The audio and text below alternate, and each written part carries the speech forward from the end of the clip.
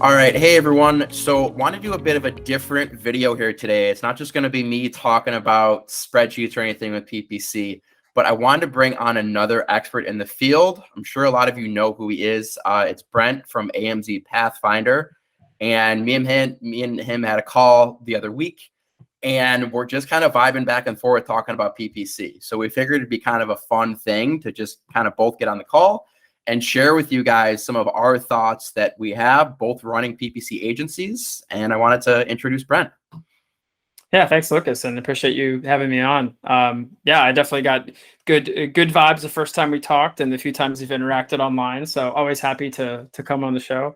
I love your background. You have such a great lighting situation there. You look great.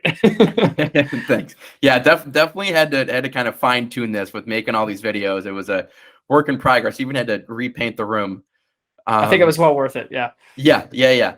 But yeah, just kind of to give you guys a quick kind of breakdown of what we're going to talk about in this is me and Brent. Again, we're not going to dive deep into match types or spend or budgets on this video, but we just want to talk a little bit more about building a PPC agency and PPC versus full service agencies. Right? There's a lot of options out there. Right? Me and Brent are even like competitors of each other, but we're both in this together and both want to help each other.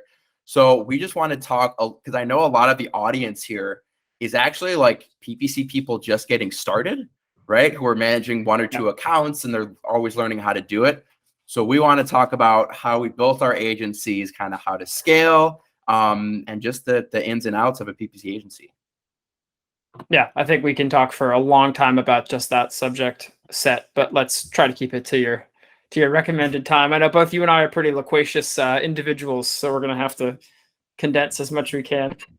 Yep, exactly. So I wanted to just kind of start with just, again, you kind of intro in yourself. Because I know we both kind of talked about how like we both travel around a lot and everything. We're doing this on our own and then built the agency. So, I mean, why don't you take a few minutes and just kind of talk about how your agency came to be and like, kind of what made you start it? Sure.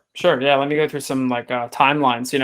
I worked a series of jobs throughout my early 20s. I did graduate from Penn State. I have an associate's degree, which I have sort of used in a couple IT positions here and there. But at the time, I was in a totally unrelated field when I kind of stumbled across Amazon advertising as like an option or something to do. At the time, I was trying to start some sort of online business where I could, allow me more freedom to travel around the world, because that was the classic 4-hour work week lifestyle goal at that time. And this was like 2014, 2015, and really started to do Amazon advertising consulting and take on clients in late 2015 into early 2016. Finally hired my first person towards the fall of 2016 and continued to hire and scale from there.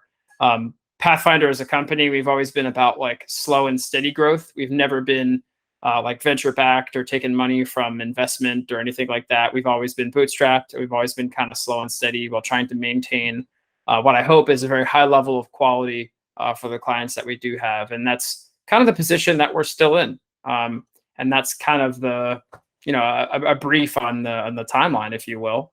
It was really 2018 that we started to hire a bit more aggressively and scale the team up to where we are now, which is like about 30 people, just under.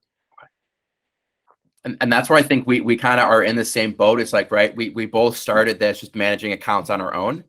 And that's the same exact thing, right? Is Nomad's the same thing, where it's slow and steady growth built on, referrals and clients talking to each other and referring us to others. And just building a good reputation. And that's what I think me and you talked about the first time is like, start the fact that we were the ones that started this, doing the PPC, diving deep on our own, really now lets us know what our team is doing day to day. And we kind of know like the struggles that they're dealing with, because we were able to kind of go through that ourselves. And that was the same thing with me. I got to give you credit though, because it took me a couple years to hire my first person. I was like, enjoying being a consultant, kind of living that lifestyle of traveling and everything. But then all of a sudden, very quickly, is you're overworked, you're stressed, and you realize like, hey, you can't do this yourself. So that's where that's one of the trickiest things, is finding good people that you can trust to kind of keep that reputation up. Yeah, and it seems like a crazy idea at first, doesn't it? And I'm sure a lot of people in your audience and who know you have gone through that similar thing where you're like, oh my God, I can't imagine hiring somebody. Like, what happens if this happens? What happens if that happens? Well, I don't trust them enough to do this. And there's always that classic entrepreneur trap of like, they're not going to do it as good as I am. Well, even if that's true at first, what you do is you iterate with them, you train them, you get them to the point where they're going to do it better than you over the longer term. And that's one of these like mindset things that takes a while to wrap your head around. So it's not like I made those hires, Lucas, at the end of 2016 and immediately I became an expert. Far from it. Some of those are good hires. Some of those people I still have today, actually. In the early 2017 period where I was hiring more. Some of them, no, are certainly no longer here for a variety of reasons. Running an agency, you see a lot of different things. Yeah. My favorite saying is you can go fast by yourself, you can go far with others. So you can go fast very quickly, sign on clients on your own, but then it's other people that are going to get you to the next level. Yep. And it all comes down to trust, right? And I know you said, you talked about, you have a good, basically, CEO who runs your day-to-day. I have a great partner who runs my day-to-day at Nomads. And like, without, that one person or those two people that really you can kind of duplicate yourself with, that takes energy off your plate, and then you can focus on other ways to scale the business and make sure your employees are always happy. Right, and basically staying in what I call my area of like greatest impact or zone of genius. I've heard people refer to it as, and also zone of interest. There's some things in the PPC world that, quite frankly, don't interest me anymore, and those are things that other people on my team are well equipped to handle and are very interested in doing. And for them, that's endlessly fascinating and really ignites their passion. Great. They can go and do that. I want to understand what those things are and put those people in those positions. But for me, some of those things are no longer my area of expertise or interest. And so I'm chasing down other stuff like cutting edge things and new things in the Amazon ecosystem and partnerships, marketing. Because like you said, a lot of the early days is referrals, word of mouth. That doesn't work so well anymore. We have a very mature industry now, which maybe is something we'll get to in a bit. But you need to have actual outbound marketing efforts now. It's not so easy.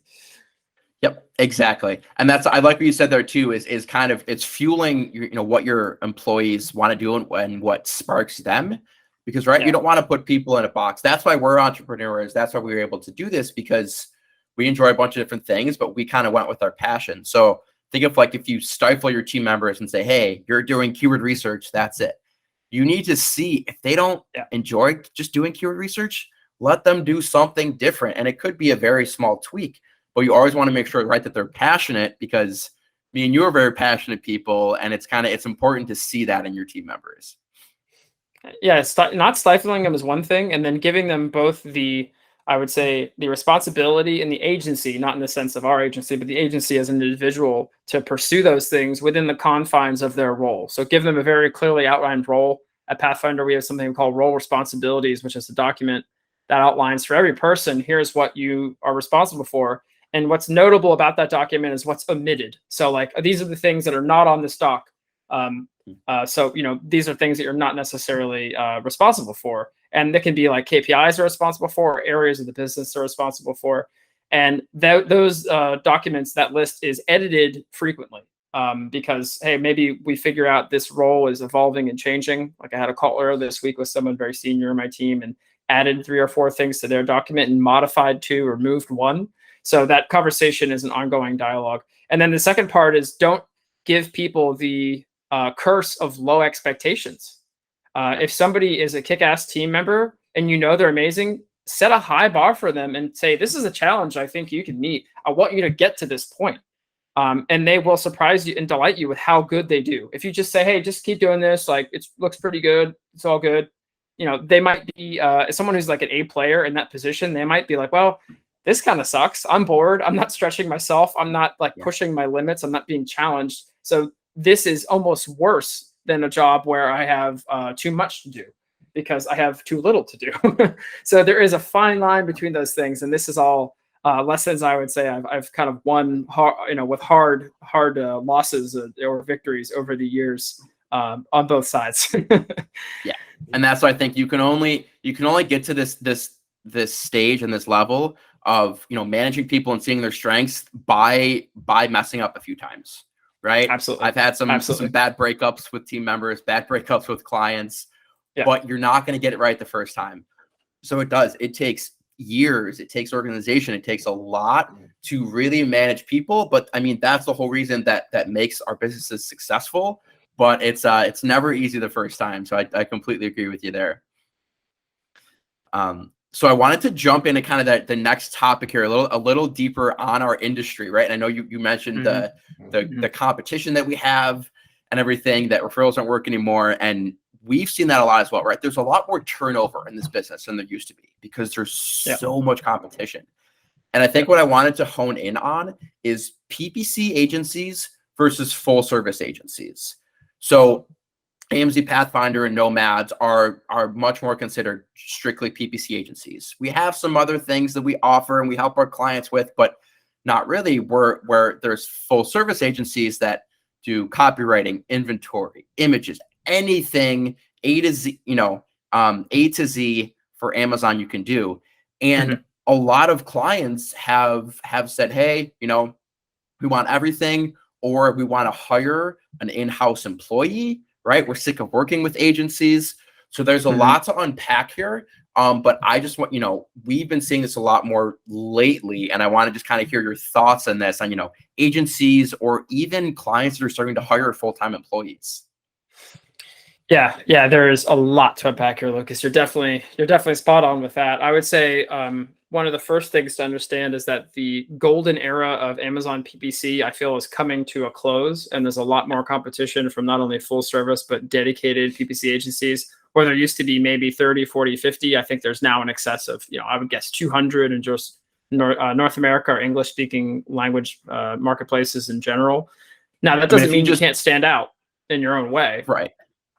Yeah, because the way I see it for Pathfinders, we have like a something I've borrowed from a book called Good to Great, but like something called like a hedgehog concept. And like this is a thing that we are really focused on. And if services or lines of business don't align with that, then we can either make sure we're at parity with the industry, or make sure that we're like just not investing time and resources in that.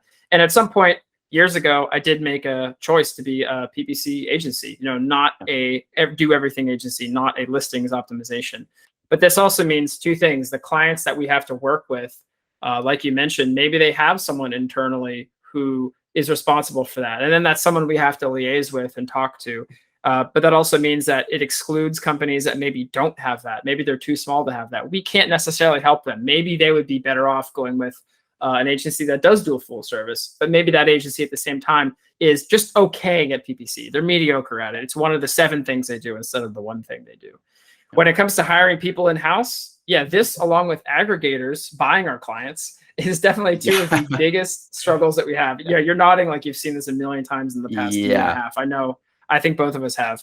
But these big successful businesses that are our clients, maybe we help them grow to that point. Maybe we come on at some point during the journey on, a journey upwards, and like things are going great. The business is super healthy. It's growing. The margins are awesome.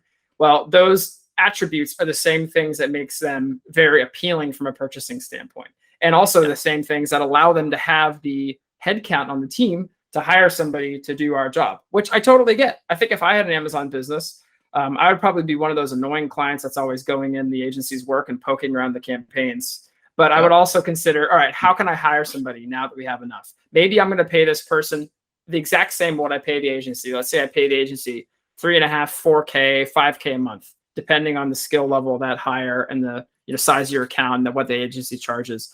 If I could have somebody butt in seat full time, maybe that's a better thing. But there are other things that they're missing from that equation. Like, agencies have the ability to see many, many accounts and have the ability to test across many different marketplaces. They have connections with software. They have connections with Amazon reps. They get things earlier than other individuals, especially solo advertisers. But I do see a rising tide in people, let's say in 2022, especially either cutting ad spend because of economic conditions, taking things in-house, and in some cases, less so now, selling to aggregators. Those are all prevailing winds that we see, I think, in our industry. Yeah, and I think unfortunately it's always it's gotten worse, the grass is greener theory, right? It's like, and we get a lot of from clients, even new clients that we sign, and some clients that we lose. It's like, you've been working with us for 2 years. Things are good, but we want a fresh set of eyes. Like, Yeah. our margins are healthy, but we're going to go with another agency. And I'm like, okay, when you guys switch that over, then there's going to be this whole transition period. They're going to input their new system, stop our system. You're going to have this weird, funky kind of transition. And for what? Maybe 1 or 2 points to save you on tacos or profitability for a new agency. So I think it's just like they're drowning in options right now with a lot of agencies. So it's our job to, constantly reassure them that, hey, we're up to date on this brand new feature. We've now tried this new tool. We're doing this. We're on the cutting edge. And then I wanted to touch on, I like that you grouped in the aggregators and the full-time employees, because we've spoken with a lot of aggregators, right? And that's kind of the dream partnership with the PPC agency and an aggregator, because they have all of these accounts. Those are the guys where they've actually said, like, hey, can we poach one of your team members? They're like, we know you're a PPC agency. We know you know your stuff and your team knows your stuff.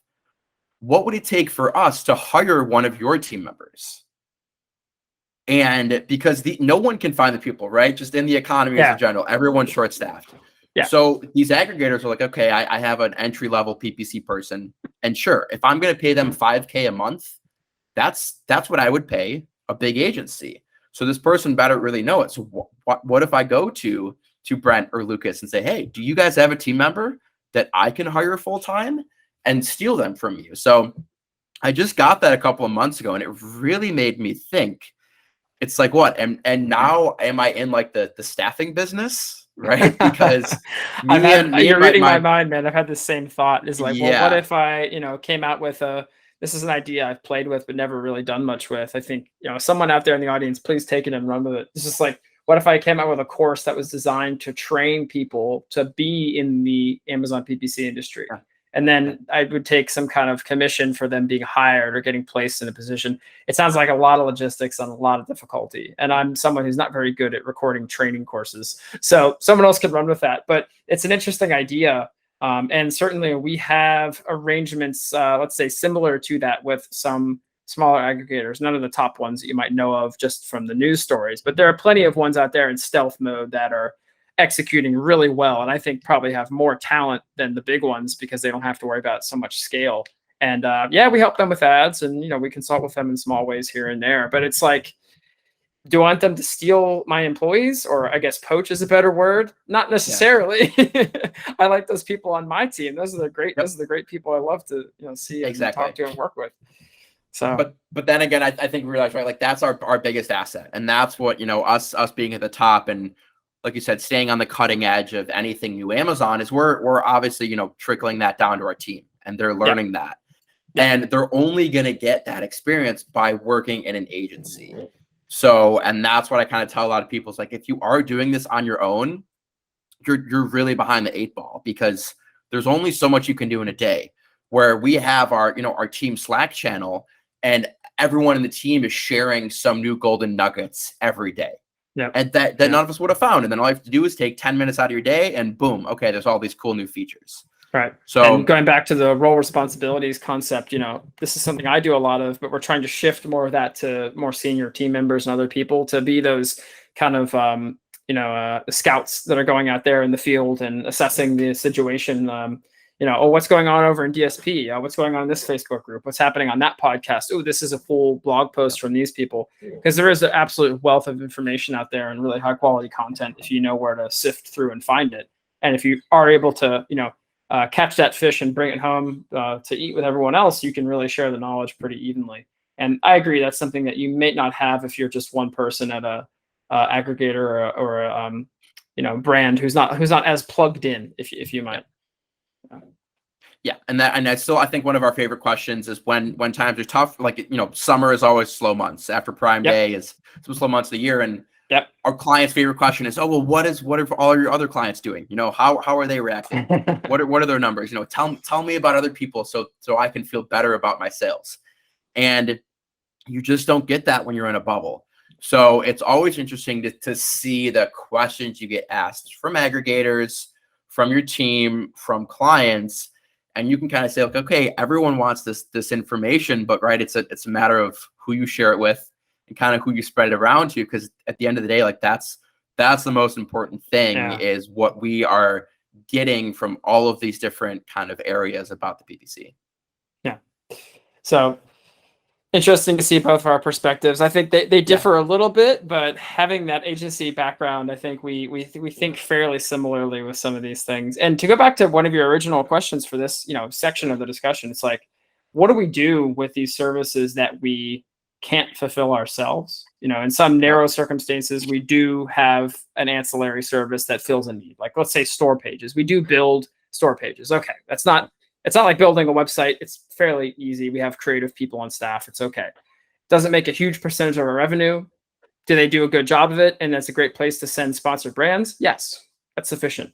But for other things that are far more complicated, logistics, taxes, like really complicated launch sequences, we try to have service partners who we can refer clients to. And whether that means that we get a cut of it or we don't, it's not super important to me. Some of them are amenable to that. Some others don't want to do it. I don't really care. It's about making sure that then the subsequent impact of our advertising for that client can be improved by just us having referred them to an effective service partner. So maybe we refer them and they do a good job with launches, and then we come back and we can, insert ourselves back in that conversation with PPC and make that launch stick, right? So that is, I think, our approach to it. And it also is a benefit because we can do co-marketing with these people, and you can just talk about each other on webinars and stuff. And, the Amazon space is bigger, but still kind of small. Like, everyone kind of knows each other to a certain degree. So it's nice to have these good relationships, amicable relationships with people. I enjoy that part of it because I'm quite social myself. So. Exactly. And that's what I think it is. It's building those relationships, right? If someone says, oh, can you make a high quality video for me? And I'm like, again, we can bring that in house, but there's a lot there, and we kind of do it.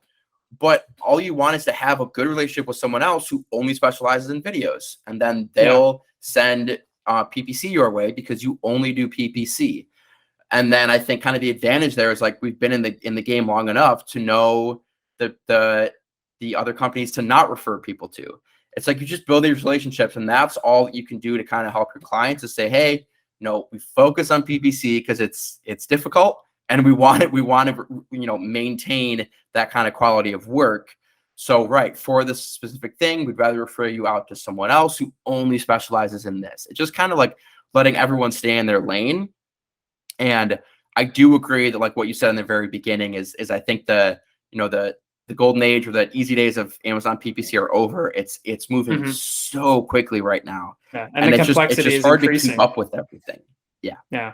I mean, especially if you think back to 2018 or something, when things were relatively static, there'd be an announcement from Amazon every 3 months where they would come out on the castle wall and they would blow the trumpet. Da, da, da, we've announced a new match type or some targeting thing. Like, oh my God, thank you. And now that's like literally every week. So and now it's like it's like who's going to post it on LinkedIn first within the hour. Yeah, right. It's like, oh man, they beat me to it, so now I can't post this, but it's okay. There'll be a new feature out tomorrow that I can get to. The LinkedIn arms race is real. That's right. Yeah. Yep. Exactly. So just all about that content and just kind of like, people trusting you with that. So I feel like we had like a kind of third topic to talk about, but we kind of touched on it. It was building an agency.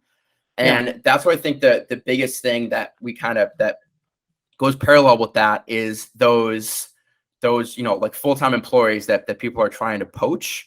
Because that's the other side of an agency, right? It's one-man bands or agency. So that's what I want to talk for another couple of minutes on building an agency, because I like how you said it right off the bat. I tell my team and I tell myself the same thing: growing slowly and smartly. Because if you grow too quickly, if you hire 100 people in the first year, your quality is going to suffer. So I know you said I think you have a team of 30. Our team was about 20, right? And those 20 people is like I've chosen them very carefully. I trust them, and we're growing at a very steady rate. And I think that's what it comes down to, is building an agency. Just hiring other people there's gonna be some issues always. You're never gonna find the right people right away.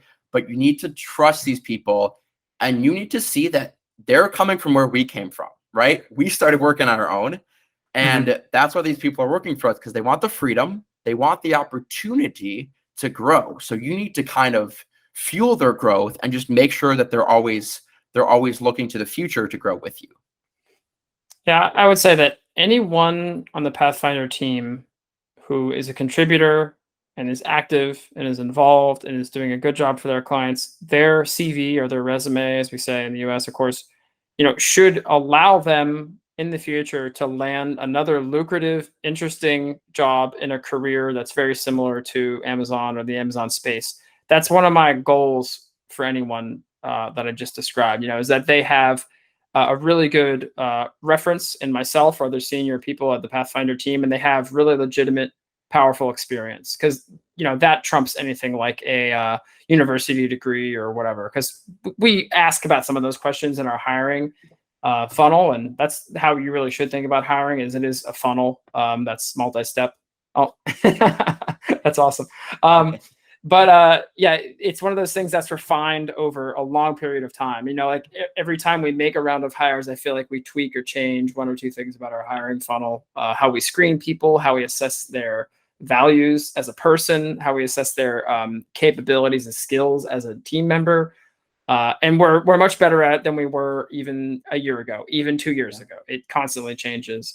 But still, you're going to have things that pop up. I won't share names or circumstances in particular, but we had someone leave recently who was an awesome team member. She was fantastic. And just due to actually health issues, she had to step out. Nothing to do with her performance, nothing to do with her relationship with clients or the team, purely due to health issues. So there's unforeseens that will crop up. Regardless of that person being an excellent fit culturally, skill-wise, everything else. So can't do much about that.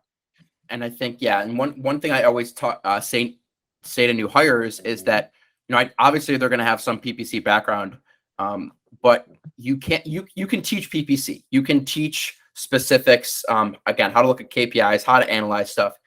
You can't really teach someone how to be motivated or how to be a good communicator. And like, that's what I say in my team is, those are the two most important things. Communicate if things are good, if things are bad, just communicate that with me, with other team members, with the client. And just, you want to be motivated and you want to be hungry to grow. And those are things I always look for that are ingrained in a person, because you can't really teach that. That's who they are. So I try to pick up on that right away. And if they're like, oh, I don't know this very specific thing about PPC, I'm like, that's fine. We can train you. You'll learn it. Maybe you'll like it. Maybe you won't. And they had the ability to admit that to you, which is a good thing in the first place. Exactly. Which is like, ultimately what we're looking for open. This hiring funnel is, who are the A players who are able to communicate, and like you said, they have an intrinsic motivation versus an extrinsic motivation. Yeah. And by that I mean they're the kind of people that you would call batteries included, right? They come to you and they are ready to run. You don't have to buy batteries and install, to use a weird metaphor from back when you were a kid with Nerf guns and toy robots, but they are batteries included individuals. They have that motivation and they're good at communication. Because if that person is able to honestly tell you, hey, I don't know this, this, and this, and this is what my previous boss said about me, and this is where I think I have some deficiencies, someone admitting that, who is able to do that or discuss that frankly, is probably a better hire than someone who is just going to tell you a very appealing story or paint you a beautiful picture of themselves. 3 months down the road, you might find out the reality is a little bit different. So that's what a good indicator. A yes person is the last thing you want. They just say, yeah, I'll do that. Yeah. And then within a couple months, you say, okay, they can't do this, or they're not doing this, or they're overloaded. Yeah. So that's always the biggest thing. If you got, and I guess that's a little bit of advice from both of us is everyone's going to know PPC, but try to look beyond that. Look at the person, see how they work, their time management, all of that stuff. That's what makes a good team member. Yeah, absolutely. I think so. If I kind of want to wrap it there. I know this was a bit of a different discussion, and I hope, like I said, I know the audience is very smaller sellers, very people beginning, maybe reaching out to me to work with me for an agency, but they're just getting started. So I hope that kind of hearing me and Brent go back and forth on how we built our teams, what we look for in teams, kind of gives you a little bit of background and maybe a new direction to go, or maybe some good things to think about. But Brent, was there anything else that you wanted to touch on before we wrap it here? Oh, not really. Although I will say, I mean, from an agency perspective, the people really are the foundation. When you're in the services business, which is appealing for a number of reasons, mostly of which it's easy to start up, but the better quality team members you have, the better cohesion, the more you adhere to your core values, you have a clear idea of where you're going. All those things really do make a difference. It's not just like foo-foo stuff. And as you start to get bigger, I remember what things were like when we were 10 people, and now that we're nearly 30. It is actually quite different between those two things. Yeah. When you have as many people as you can fit on in a big van for a team meetup, and it's quite easy to rally the troops and get everyone motivated and get aligned. When you have 30 people, that equation looks a lot different. So that's when these structures need to be in place, and you need to have someone who's part-time HR and a dedicated finance person. Like, it's a very different thing. So everyone, be aware of that, and that's the lesson I think I've also learned over the past 5 or 6 years. Yep. Okay, exactly. And I think because we did the same thing. Once I hit 10 people, I was like, oh, there's got to be a culture here. There's got to be some cohesion between the team. Yeah. But you can do that when you have 3 people, 5 people. Right. Build that culture early so that people know what they're getting into when they join the team, because everyone's different. But all you can do is tell people, what your core values are, and look at the rest of your people at the top of your team, see what their core values are, and just extend that out. And that's what's going to make lifetime team members, hopefully. Right. You'll attract the right people and retain the right people, hopefully. Exactly. All right, Brent. Well, again, thanks for coming on. And everyone, I'm going to, probably do a couple more kind of styles like this, where I find other people kind of in the Amazon world, or specifically PPC world, where we can hopefully dive deeper on a little more overarching topics and give us all a break from the, the nitty gritty of the PPC spreadsheets. So I hope you enjoyed it, and hopefully we'll be back soon. I'm a full-time Amazon PPC manager, and the point of this channel is to give more advanced tactics on Amazon PPC. I know a lot of stuff out there is very basic and people are hiding their strategies. I'm very transparent with my tactics, showing you what's working and what's not working, and